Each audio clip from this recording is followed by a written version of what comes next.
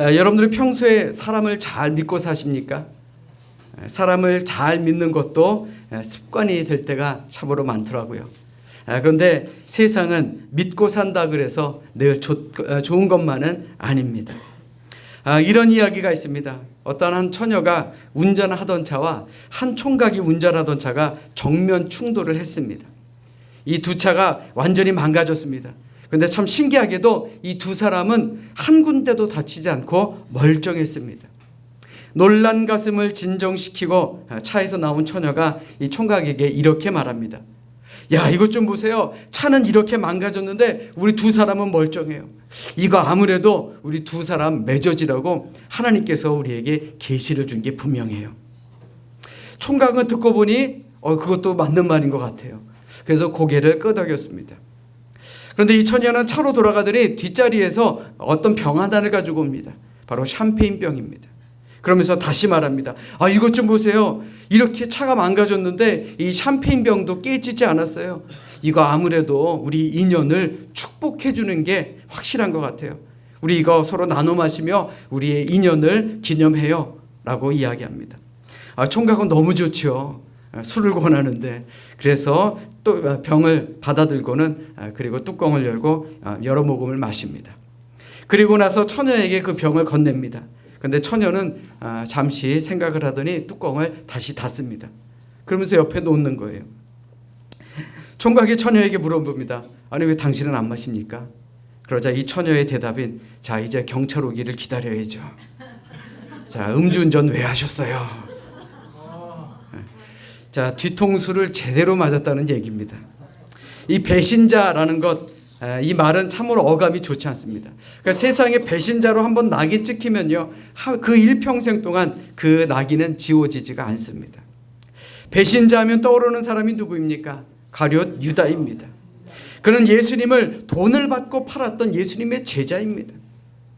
그런데 사실 베드로도 마찬가지요. 가룟 유다 못지않은 배신자였습니다. 물론 나중에 예수님이 그를 회복시키기는 했지만 베드로는 이 배신자라는 꼬리표 마음에 늘 담아두고 살았을 것입니다. 뿐만 아닙니다. 마가복음 14장 51절부터 52절의 말씀에 보시면 고난의 길을 가시던 예수님을 쫓아가던 어느 한 제자가 너도 예수와 한패가 아니냐? 라는 그 한마디를 듣자마자 나는 아닙니다 라고 하면서 몸에 둘렀던 헛 이불을 벗어버리고 알몸으로 도망갔다라는 이야기가 기록되어 있습니다. 그런데 이 이야기는요, 마가복음에만 기록되어 있습니다. 그 이유가 무엇일까요? 바로 도망했던 그 청년이 바로 마가 자신이었기 때문에 그렇습니다. 마가는 후에 마가복음을 기록하면서 회개하는 마음으로 자신의 수치스러웠던 과거에 그 배신의 모습을 기록했다라는 것입니다. 내가 이런 사람이었구나. 배신은 이토록 평생 마음에서 지워지지가 않는 것입니다. 그래서 유다는 어떻게 선택합니까? 스스로 목을 매어 죽음으로 속죄의 길을 택한 그런 사람이었습니다. 그렇다 그래서 그의 죄가 사해지나요? 아닙니다. 그래서 오늘 배신자라고 하면 믿는 사람이거나 믿지 않는 사람이거나 모두 다 가룟 유다를 이야기하는 것입니다. 13세기 이탈리아의 예언가이자 시인이었던 단테도 자신의 작품 이 신곡에서 배신자를 가장 악랄한 죄인으로 취급했습니다. 그래서 배신자들을 지옥에서 가장 깊은 층인 9층에 가두어뒀습니다. 로마의 황제 시저를 암살한 친구 브루투스와 그리고 예수를 배반한 가룟 유다가 바로 그곳에 있는 사람입니다. 즉 단테는 이 세상에서 가장 악질적인 죄인을 바로 배신자로 본 것입니다. 자, 그런데 오늘 본문의 말씀에 보시면 이스라엘 백성들이 가나안으로 가고 있는 중에 한 배신자를 만나게 됩니다. 이 배신자는 이스라엘 백성들이 가나안 땅으로 들어오는데 결정적인 역할을 합니다.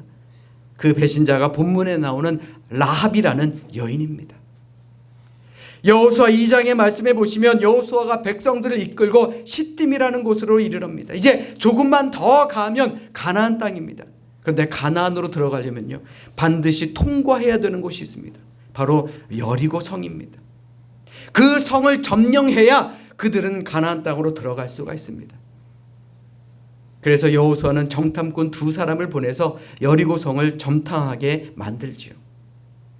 여리고성에 도착한 정탐꾼들은 기생 라합의 집에 잠입하여 머물게 됩니다. 그런데 문제가 생깁니다. 정보가 유출된 것입니다. 그래서 여리고의 수색팀들이 그들을 쫓아오게 됩니다.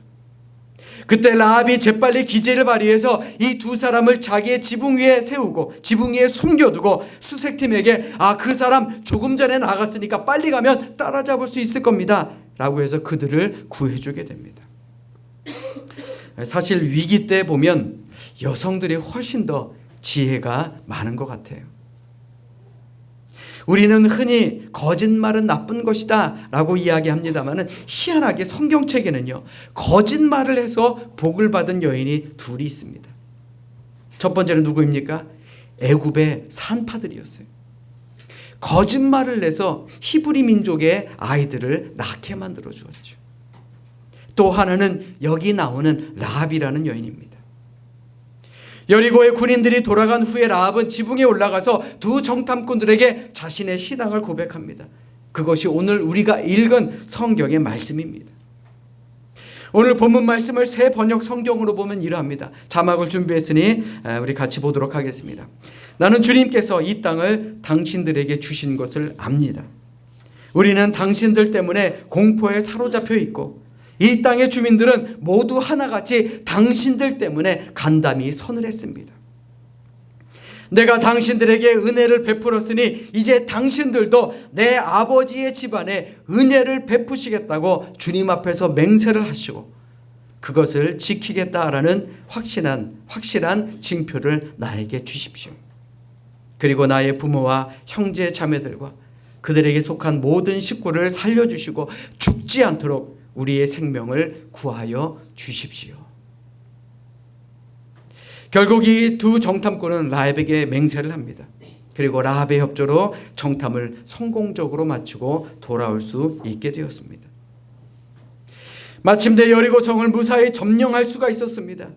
그리고 라합의 집안은 여리고성이 함락될 때에 모두가 다 생명을 건지고 구원을 받게 됩니다. 이것이 바로 오늘 우리가 읽은 본문의 말씀입니다.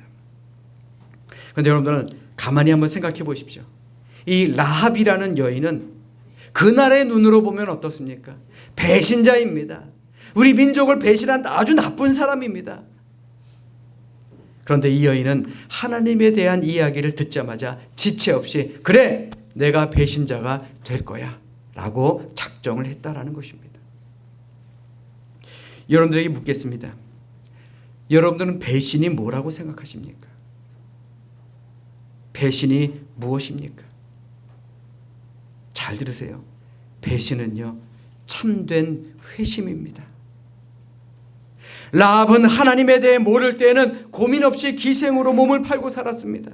그런데 하나님의 소식을 듣고 난 후에는 고민이 생깁니다. 듣고 보니 하나님은 대단한 분이다라는 것을 알게 되었다라는 것이죠.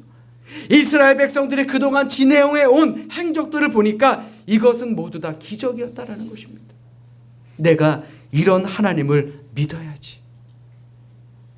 지금까지 내가 죄악에서 살았는데 이제는 내가 회심해서 하나님의 자녀가 되어야지. 나 자신뿐만 아니라 그 이야기를 들은 모든 사람들은 간담이 녹았습니다. 그런데 다른 사람들은 어땠습니까? 그 이야기를 그저 듣고 넘겨버렸습니다. 잊어버렸다라는 것이죠. 별 고민도 하지 않았다라는 것입니다. 그런데 라합은 마음속에 고민을 하게 됩니다. 곰곰이 생각하고 판단해 보니까 가만히 있으면 이 땅이 분명히 점령당하게 될 것이고 내가 이 땅 사람들의 편에 서면 반드시 망할 거다라는 그런 생각을 하게 된 것입니다. 그리고 이제 라합은 내가 이제부터 하나님을 믿어야 되겠다라고 결단을 했다라는 것입니다.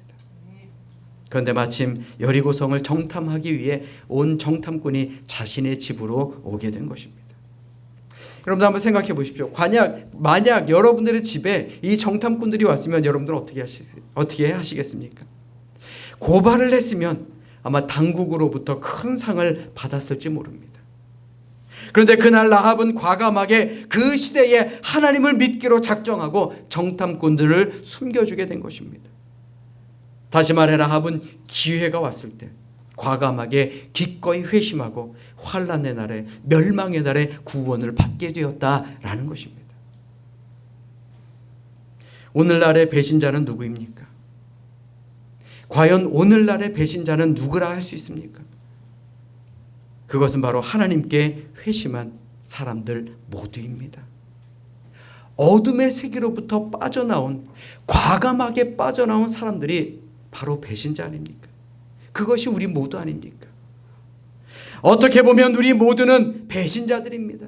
왜요? 우상의 편에 서면, 사탄의 편에 보면 하나님 편으로 회심한 우리 모두가 다 배신자들이다라는 것입니다. 하나님을 믿고 난 후에 옛 삶의 모습을 다 씻어버리고 빠져나온 우리 모두가 배신자들이다라는 것입니다. 그 자리에 남은 친구들이 볼 때는 우리 모두가 배신자로 보일 것입니다. 영화를 보십시오. 뒷골목에서 놀다가 빠져나온 사람들도 그 사람들이 볼 때는 배신자 아닙니까? 그래서 끝까지 찾아와 보복하는 모습 우리가 영화 속에서 많이 보지 않았습니까? 마찬가지입니다. 예수 믿으면서 겪지 않아도 되는 고난과 어려움을 겪는 것, 그것이 바로 사탄의 보복이다라는 것입니다. 여러분 생각해 보십시오. 예수 믿고 난 뒤에 모든 인생이 다 편했습니까? 아니에요. 차라리 안 믿었을 때가 더 마음 편했다라는 생각 들지 않습니까? 이것이 사탄의 보복이다라는 것이. 과연 이러한 사탄의 보복에 우리는 어떻게 반응해야 되겠습니까? 다시 그곳으로 돌아가야겠습니까? 아니죠. 이왕 당한 거 끝까지 버텨야 되겠다라는 믿음의 결단이 있지 않으십니까? 그런 믿음의 결단이 우리 모두에게 있어야 할 줄로 믿습니다. 아멘. 아멘. 사랑하는 여러분, 라합은 배신자가 되는데 주저하지 않았습니다. 사실 우리도 가만히 되돌아보면 처음 예수 믿었을 때 많은 사람들에게 배신자로 취급당했을 것입니다. 가로 우리 믿는 가운데에는, 우리 믿음의 사람들 가운데는 집안의 반대를 무릅쓰고 예수 믿었던 분들도 계실 것입니다. 부모의 반대를 무릅써야 됐고요. 또 남편이 그렇게 싫어하는데도 예수를 믿었어야 됐을 것입니다. 시부모님이 그렇게 싫어하는데도 결국 예수를 믿어서 오늘 여기까지 이르게 되신 분들도 있을 것입니다. 그들의 입장에서 보면 우리 모두는 배신자 아닙니까? 그런데 배신자가 되려면요, 확실한 배신자가 되어야 하는 것입니다. 우리가 예수 믿으면서 왜 어려움 당합니까? 어정쩡하기 때문에 그렇습니다. 예수 믿으며 마음의 고난과 근심이 생기는 이유가 무엇입니까? 어정쩡하게 예수 믿어서 그런 거예요. 라합은 조금도 주저하지 않았습니다. 우물쭈물하지도 않았습니다. 아주 흔쾌히 기꺼이 자신은 배신자가 됐던 것입니다. 이런 사람이 고민이 없는 거예요. 두려움도 없습니다. 아주 분명하게 확실하게 배신자가 되기로 작정했다면 이러한 사람에게는 사탄도 접근하지 못하는 것입니다. 사탄이 찾아가 유혹하지도 않습니다. 왜요? 유혹해봐야 안 되니까. 자, 우리 옆에 있는 분들 한번 바라보십시오. 확실하게 예수 믿는 분 같습니까? 네. 확실한 배신자 맞습니까? 네. 자, 우리 옆에 있는 분들과 이렇게 인사합니다. 확실한 배신자가 됩시다.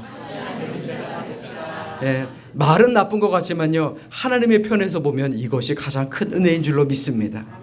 사실 세상 속의 배신의 결과는 어떻습니까? 그 맛이 씁니다. 가룟 유다의 배신은 받은 돈을 던져버리고 목매 자살하는 것으로 그는 끝납니다.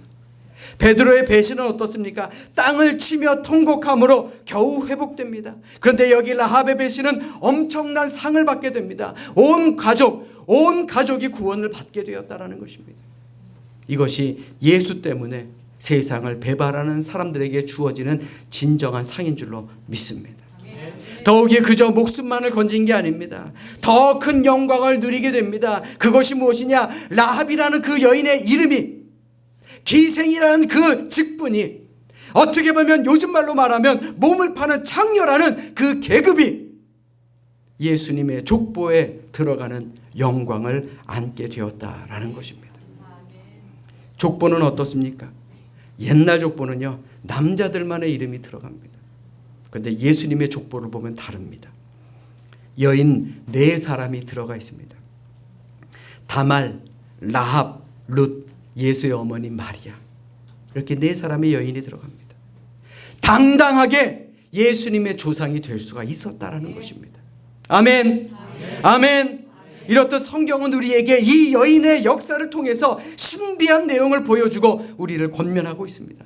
너희도 라합처럼 확실한 배신자가 되어라 라고 말입니다. 그때 우리 삶에는 라합에게서 나타났던 기적이 일어나고 좋은 결실이 우리에게 주어질 줄로 믿습니다. 그러므로 우리는 이 세상에서 확실한 배신자가 되어야 되는 것입니다. 그리고 기꺼이 라합처럼 하나님을 위한 배신자가 되어야 하는 것입니다. 그래야 복을 받는 거예요. 아멘. 아멘. 우리 따라서 합니다. 확실한 배신자가 됩시다. 다시 한번요. 하나님을 위한 배신자가 됩시다. 그래요. 우리 하나님을 위한 사람, 하나님이 크게 쓰시는 그런 복된 믿음의 삶을 사는 우리 모두가 되시기를 주님의 이름으로 간절히 부탁드립니다. 자, 우리 따라서 합니다. 행함으로 의로움을 얻읍시다. 자, 그래요. 뭘로 의로움을 얻나요? 행함으로. 라합은 행함으로 의롭다 함을 얻은 여인입니다. 야고보서 2장 25절의 말씀에 보시면 이렇게 말씀합니다. 또 이와 같이 기생 라합이 사자들을 접대하여 다른 길로 나아가게 할 때에 행함으로 의롭다 하심을 받은 것이 아니냐 그랬어요. 라합은 행함으로 의롭다 하심을 받았다라는 것입니다.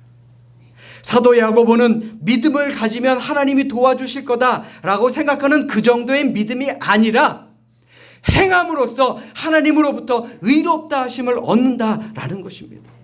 아무리 올바로 판단했어도 거기에 따르는 행함이 없으면 우리는 어떠한 일도 할 수가 없는 것입니다. 생각해 보세요. 마음으로는 그래 내가 하나님의 일을 해야지, 늘 착한 일을 해야지, 이 세상의 빛과 소금의 역할 잘 감당해야지 라고 하지만 살아오던 그대로 살아온다면 무슨 의미가 있겠느냐라는 것입니다. 행동으로 옮기지 않는 것이 우리의 문제다라는 것입니다. 방학을 하면 우리 자녀들 아주 방학 계획 거창하게 세웁니다. 저도 그런 적이 있으니까요. 자, 그런데 문제는 그 계획과 결심이 사흘도 못 가는 경우, 아니 사흘이 뭐예요? 그 다음 날이면 끝나는 경우가 얼마나 많은지 모릅니다. 저희 막내딸이 이번 방학을 하면서 집에서 이렇게 동그랗게 해가지고 시간표로 이렇게 그려서 하는 그 계획표를 세웠습니다. 근데 아침 7시가 기상시간이에요. 그래서 이게 가능할까? 그런데 침구 정리 시간이 8시까지로 돼 있더라고요. 그럼 7시에 일어나서 침구 정리를 1시간씩이나 하나. 그러고 있는데 저희 딸이 하는 말이 8시까지 침구 정리하니까 8시에 일어나면 돼. 아니 그럴 거면 차라리 기상시간을 8시로 하든지. 그리고 일어나서 1시간 줄넘기라고 이렇게 되어 있는데 엄마에게 하는 말이 엄마 계획표 내가 줄넘기라 그랬는데 줄넘기가 없네 그러는 거예요. 그래서 엄마가 줄넘기를 사줬습니다. 근데 그 다음 날부터 비가 오기 시작합니다. 자 이제 비가 그쳤습니다. 자 이제 나가서 운동해야지. 그랬더니 하루 하고 들어오더니 창피해서 못하겠어. 지나가는 사람들이 쳐다봐서 못하겠어. 아니 그러려면은 계획을 뭐하러 세웁니까? 근데 어른인 우리도 마찬가지예요. 지금까지 살아오면서 하나님 앞에서 얼마나 많은 결심들을 했습니까? 나 이렇게 살아야지, 저렇게 살아야지. 하나님, 나 이거 하고 저거 하고 그거 하며 살도록 하겠습니다. 얼마나 많은 결단을 했습니까? 그럼에도 행동으로 실천하지 못한 경우들이 얼마나 많습니까? 올바른 판단을 하는 것도 중요합니다. 올바른 결단을 하는 것도 중요하지요. 그러나 그거보다 더 중요한 것은 그것을 행동으로 옮기는 것입니다. 실천하는 것이 더 중요하지요. 마음으로는 천하를 다 품어줄 수 있을 것만 같은 넓은 마음을 가졌다 할지라도 실제로 우리가 살아가는 그 삶의 현장에서 남에게 조그만 그 결점도 실수도 용납해주지 못하고 품어주지 못하고 덮어주지 못하고 이해해주지 못하고 사랑해주지 못하는 경우들이 얼마나 많습니까? 봉사라는 말 입버릇처럼 하면서도 손끝 하나 움직이지 않고 다른 사람의 봉사 위에 나 자신을 세우려고 했던 적이 얼마나 많으냐라는 것입니다. 순간의 선택이 평생을 좌우한다라는 말이 있지 않습니까? 라합이 자신의 집에 들어온 정탐꾼들을 숨겨주는 과정을 보면 분명히 자신의 민족의 눈으로 보기에는 배신자임에는 틀림없습니다. 하지만 무엇이 중요한지, 무엇이 우선순위인지 라합은 분명히 알고 있었다라는 것입니다. 한순간의 결정이 라합 자신은 물론이요, 가족들을 다 구원시켰을 뿐만 아니라 예수님의 조상이 되는 놀라운 축복을 받아 누렸다라는 것입니다. 사랑하는 여러분, 여러분들의 삶에 있어서 가장 우선이 되어야 되는 것이 무엇입니까? 여러분들의 자녀의 삶에 있어서 가장 우선이 되어야 되는 것이 무엇입니까? 세상에서 많은 것을 누리고 많은 것을 얻어내고 많은 것을 쓰며 사는 것도 중요합니다. 좋은 직장 가고 좋은 가정 누리는 것도 중요합니다. 그러나 우리가 마지막 날 천국 갔을 때에 그곳에서 우리의 식구를 만날 수 없다면 이 얼마나 안타까운 일입니까? 라합은 자신의 인생의 전부를 그 한순간에 걸었다라는 것입니다. 인간적으로 보면요, 아주 미련하고 어리석은 판단일 수 있습니다. 그러나 영적인 관점으로 봤을 때는 그것이 얼마나 지혜로운 결단이었는지 모릅니다. 영국의 신학자 바클레이는 이런 말을 했습니다. 인간적으로 봤을 때 이스라엘 백성들이 여리고 백성들을 이길 수 있는 확률은 100분의 1밖에 되지 않는다. 그랬어요. 라합은 99%의 불가능을 본 게 아닙니다. 인간적으로 볼 때는 100분의 1밖에 확률이 안 되지만 그런 하나님을 통해서 이루어질 1%의 자신의 인생의 전부를 걸었다라는 것이 현실적으로 가능한 일입니까? 지금 이 세상을 살아가는 대부분의 사람들은요, 99%의 불가능에 자신의 모든 것을 걸지 않습니다. 하지만 긍정적으로 진취적인 믿음이 사람들에게 필요한 것이 무엇이냐? 바로 1%의 가능성에 자신의 전부를 맡길 수 있는 그런 굳은 결단력과 믿음이 필요하다라는 것입니다. 세상 사람들은요, 99%의 확실에 자신의 모든 것을 걸지만 믿음의 사람은 다른 거예요. 1%의 확신이라도 있으면 거기에 우리 최선을 다해야 되는 것입니다. 골리앗을 향해 달려가는 다윗을 보십시오. 거대한 골리앗 앞에 꼬마 다윗이 물맷돌을 들고 들어가는 모습, 여러분들 한번 생각해 보십시오. 이게 가당키나 한 일입니까? 인간적으로 보기에는요, 가소로울 수밖에 없는 일입니다. 1%의 확률도 안 됐을 것입니다. 그러나 다윗은 자신이 물맷돌을 던지는 실력을 믿고 나아간 것이 아니라 만군의 여호와 하나님을 의지하고 나갔던 것입니다. 아멘. 그 결과가 어땠습니까? 말 안 해도 잘 아실 것입니다. 사랑하는 여러분, 우리가 인생을 살아가는 것도 마찬가지 아닙니까? 내가 가진 것, 내 능력, 내 실력, 이것만을 믿고 나가면요, 우리는 패배하거나 넘어지고 말 수밖에 없습니다. 그러나 하나님이 나와 함께 하시고 하나님이 나를 도와주시고 내게 능력 주시는 하나님을 의지하면 오히려 1%의 가능성을 통해서 99%의 불가능도 극복할 수 있는 그런 믿음의 사람들이 될 줄로 믿으시기를 주님의 이름으로 부탁드립니다. 오늘 본문에 나오는 기생 라합이 누구입니까? 바로 이 자리에 있는 우리 모두가 아니겠습니까? 가끔 목회하면서 봉사 좀 하십시오라고 부탁하면 많은 분들이 지금은 좀 상황이 안 좋아서 좋아지면 하겠습니다 라고 하시는 분들 많습니다. 문제가 해결되면 그때 봉사하고 헌신하겠습니다 라고 말씀하시는 분들도 많습니다. 그런 말을 들을 때마다 참으로 안타깝고 그런 참으로 너무나도 안타까운 생각이 들 때가 많습니다. 정말로 병이 낫고 사업이 잘 되고 문제가 해결된 가정들을 보면 비록 지금의 상황은 그게 아니지만 이미 받은 줄로 믿고 하나님의 약속이 주어지기도 전에 내가 가지고 있는 것을 가지고 헌신하고 봉사하는 사람들이 훨씬 더 많은 은혜와 복을 받게 되는 것을 보게 됩니다. 비록 지금은 부족하고 형편없지만 하나님이 주실 줄로 믿고 라합처럼 행동하는 사람이 나중에는 복을 받더라고요. 하나님은 바로 이런 사람들을 사용하시는 줄로 믿으시기 바랍니다. 아멘. 아멘. 사랑하는 여러분, 올해 우리 교회의 표어가 뭡니까? Beyond the wall. 벽을 넘어서입니다. 불가능의 벽을 넘어갑시다. 1%의 가능성이라도 있으면 포기하지 맙시다. 전도 포기하지 마세요. 끝까지 전도하십시오. 기도 포기하지 마세요. 말씀 포기하지 마세요. 봉사 포기하지 마세요. 1%의 가능성이라도 있으면 포기하지 마시기 바랍니다. 눈을 들어 보십시오.